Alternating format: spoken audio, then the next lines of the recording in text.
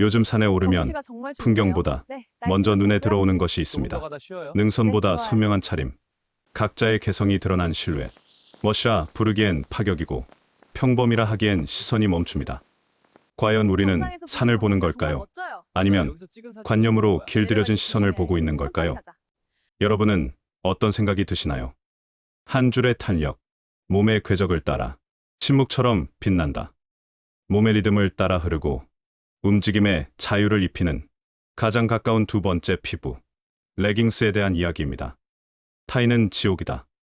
동명의 드라마로도 잘 알려진 실존주의 철학자 사르트르의 이 말은 사실 사람들이 악하다는 뜻이 아닙니다.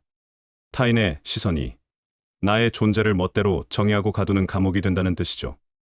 여러분은 지금 무엇을 입고 계신가요? 혹시 타인의 시선이 두려워 내가 가장 편안해하는 옷을 포기한 적은 없으신가요? 오늘 우리가 오를 이 거대한 논란의 산맥은 단순히 레깅스라는 얇은 천 조각에 대한 이야기가 아닙니다. 그것은 내 몸을 온전히 소유하려는 개인의 욕망과 보이지 않는 질서로 타인을 통제하려는 사회적 시선이 충돌하는 지점입니다. 그렇다면 이 레깅스의 유래를 잠시 살펴보겠습니다. 레깅스의 시작은 화려한 런웨이가 아니라 짐승의 뼈와 가죽이 뒹굴던 선사시대였습니다. 당시 레깅스는 패션이 아니라 제2의 피부였습니다. 추위로부터 다리를 보호하고 가시덤불을 헤치며 사냥해야 했던 인류에게 몸에 딱 붙는 가죽 덮개는 선택이 아닌 필수였죠. 재밌는 사실은 이 생존의 도구를 가장 먼저 그리고 가장 오래 애용했던 건 바로 남성들이었다는 점입니다.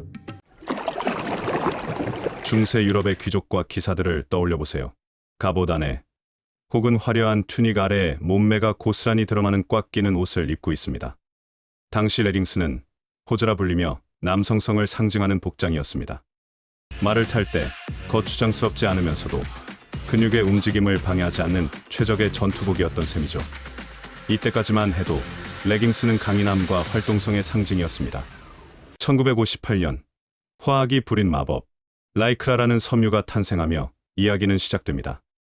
하지만 레깅스가 지금처럼 매끄러운 제2의 살결이 된 건 그리 오래되지 않았습니다.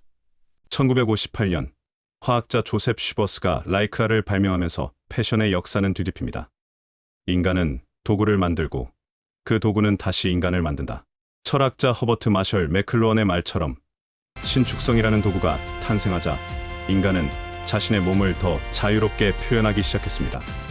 60년대의 모드 패션, 80년대 에어로빅 열풍을 거치며 레깅스는 남성의 전유물에서 여성의 해방을 상징하는 아이콘으로 그 주인을 바꿉니다. 기능에서 욕망으로, 그리고 다시 본질로 가봅시다. 현대의 레깅스는 이제 에스레더라는 이름으로 우리 곁에 있습니다. 운동과 여가의 경계를 허문 이 옷은 언제 어디서든 움직일 준비가 되어 있다는 현대인의 역동적인 욕망을 대변합니다. 인류학적으로 볼 때 레깅스의 유래는 결국 경계의 확장입니다. 옷과 피부의 경계를 없애고 운동장과 일상의 경계를 허물며 이제는 성별과 세대의 경계마저 흔들고 있는 것이죠. 3조 원이라는 거대한 자본이 이 논쟁을 부추기고 누군가는 눈살을 찌푸리며 누군가는 자유를 외칩니다. 이 팽팽한 긴장감 속에서 우리는 인간의 본성과 예의라는 이름의 가면을 마주하게 될 것입니다. 등산로 입구, 형형색색의 등산복 사이로 매끈하게 몸을 감싼 레깅스 차림의 등산객들이 보입니다. 편해서 입었을 뿐인데라는 말과 보기 민망하다는 시선이 허공에서 날카롭게 부딪힙니다. 레깅스 등산족. 이들은 이제 산의 풍경을 바꾸어 놓았습니다. 하지만 이 풍경의 변화는 누군가에게는 패션의 혁명이고 누군가에게는 예의의 실종입니다. 우리는 왜 이토록 타인의 옷차림에 민감한 걸까요? 철학자 사르트르는 타인은 지옥이다라고 말했습니다. 타인의 시선이 나를 관찰하는 순간 나는 주체적인 인간에서 하나의 사물로 전락하기 때문입니다. 산이라는 개방된 공간에서 레깅스를 입은 이는 스스로를 활동적인 주체로 인식하지만 그를 바라보는 타인의 시선은 그를 노출된 대상으로 규정해버립니다. 여기서 비극이 시작됩니다. 숫자는 이 현상을 더욱 극명하게 보여줍니다. 2009년 겨우 5천억 원 규모였던 국내 애슬레저 시장은 2020년 3조 원을 돌파했습니다. 불과 10여 년 만에 6배가 넘는 성장을 이룬 것이죠. 이제 청계산이나 북한산 같은 도심 근교 산에서는 여성 등산객의 90%가 레깅스를 입었다는 말이 과장이 아닐 정도로 대중화되었습니다. 조금만 더 가요. 패션 전문가들은 말합니다. 등산복의 패러다임이 기능에서 편안함과 스타일로 옮겨갔다고 말이죠. 하지만 이 화려한 숫자 뒤에는 젠더와 세대라는 복잡한 함수가 숨어 있습니다. 레깅스 논란의 핵심 중 하나는 유독 여성의 복장의 엄격한 잣대가 들이대진다는 점입니다. 남자가 레깅스를 입으면 왜 논란이 되지 않느냐는 반론은 뼈아픈 구석이 있습니다. 문화평론가들은 지적합니다. 이 논란은 복장 예의의 문제를 넘어 여성의 몸을 어떻게 바라보고 통제하려 하는가에 대한 사회적 습관의 산물이라고 말이죠. 인간은 본능적으로 낯선 존재를 자신의 틀 안에 가두려 합니다. 나에게 익숙하지 않은 복장을 본 순간 우리 뇌는 불편함이라는 감정을 통해 타인을 검열하기 시작하는 것입니다. 그렇다면 기성세대가 느끼는 그 불편함은 단순히 꼰대 기질에서 비롯된 것일까요? 그렇게 치부하기엔 산이 가진 상징성이 큽니다. 5060 세대에게 산은 엄숙한 수행의 공간이자 공동체의 질서가 살아있는 곳입니다. 반면 젊은 세대에게 산은 나만의 취향을 드러내고 인증하는 자기 표현의 무대입니다. 공동체를 중시하는 이들에게 레깅스는 타인에 대한 배려가 여기서 잠깐 부족한 시작. 이기적인 선택으로 보일 수 있고, 개인을 중시하는 이들에게 기성세대의 지적은 나의 자유를 침해하는 무례한 간섭으로 느껴집니다. 이는 단순한 옷차림의 차이가 아니라 우리가 세상을 바라보는 가치관의 거대한 단층사고입니다. 하지만 철학적 사유를 잠시 내려놓고 현실적인 생존의 문제를 들여다보면 이야기는 또 달라집니다. 산악안전 전문가들은 미관보다 더 중요한 것이 안전이라고 경고합니다. 레깅스는 가벼운 산책에는 최적일지 몰라도 날카로운 바위와 거친 수풀이 가득한 험한 산길에서는 피부를 보호하기에 너무나 무기력합니다.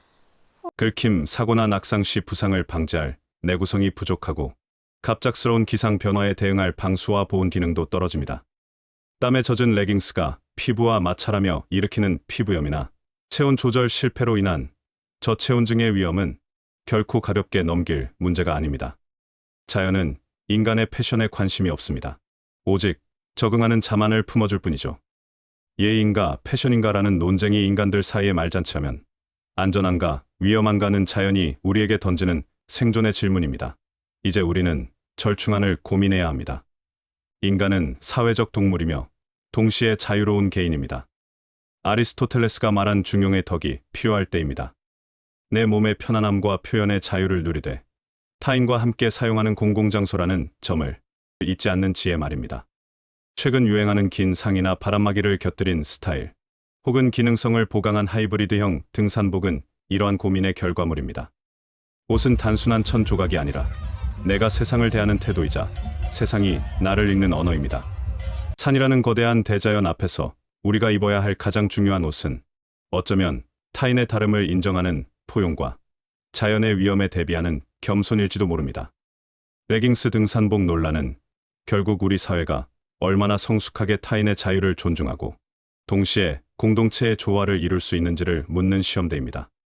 여러분은 오늘 어떤 옷을 입고 산에 오르시겠습니까? 그 선택이 당신의 자유를 증명하는 동시에 타인에게는 따뜻한 배려가 되기를 바랍니다. 오늘의 이야기가 여러분의 생각에 작은 균열을 냈다면, 혹은 새로운 시각을 열어주었다면 그것으로 충분합니다. 여러분의 생각은 어떠신가요? 댓글을 통해 여러분의 철학을 공유해주세요. 그 모든 의견이 모여 우리 사회의 예의와 자유는 더욱 단단해질 것입니다.